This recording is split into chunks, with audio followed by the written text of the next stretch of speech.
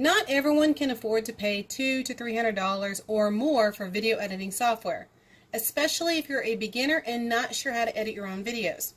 So I have a solution for you that's inexpensive and easy to use. Today I'm going to show you how to insert footage into your videos using Filmora by Wondershare. You can purchase Filmora by going to filmora.wondershare.net. When you launch Filmora, you'll be given the option screen. For your aspect ratio, most of the time you will choose widescreen. But in the event that you want standard, you have that option. If you're creating a video for Instagram, you can choose it or portrait. For this project, we're going to click on full feature mode.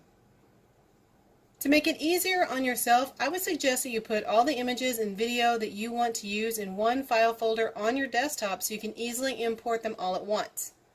If you're looking for stock images or video, I put a link in the description below to videos that I did that will show you where to find what you're looking for.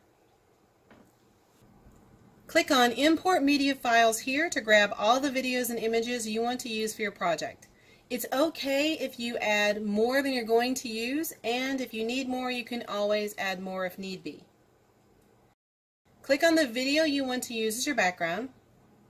Now sometimes you will have to edit the beginning to avoid having a few seconds of silence. Just play the video, and then when you find where you want to start, right click and then click on split. This splits the video into two parts. Just click on the part you want to delete, right click and cut. If you need to get a better view of your project, you can click the slider on the far right side.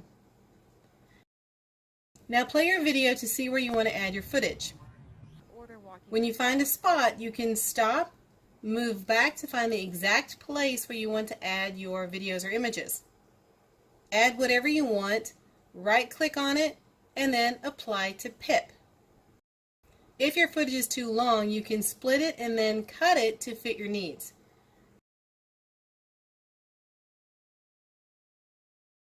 If you're adding a photo, you might need to make it fit the frame so that you don't see the video underneath.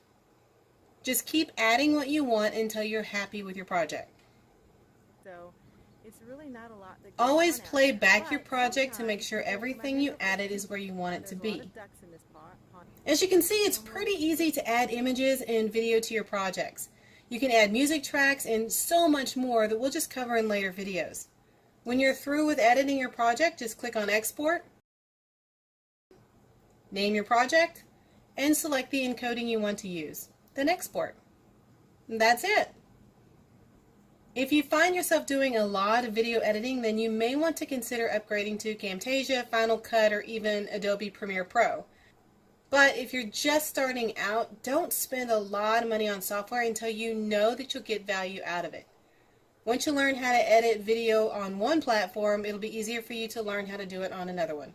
I hope this helps. We'll see you in the next video. Thanks for watching. Please like and comment below, and remember to subscribe and click the bell to be notified when new videos are posted. I'll see you in the next video.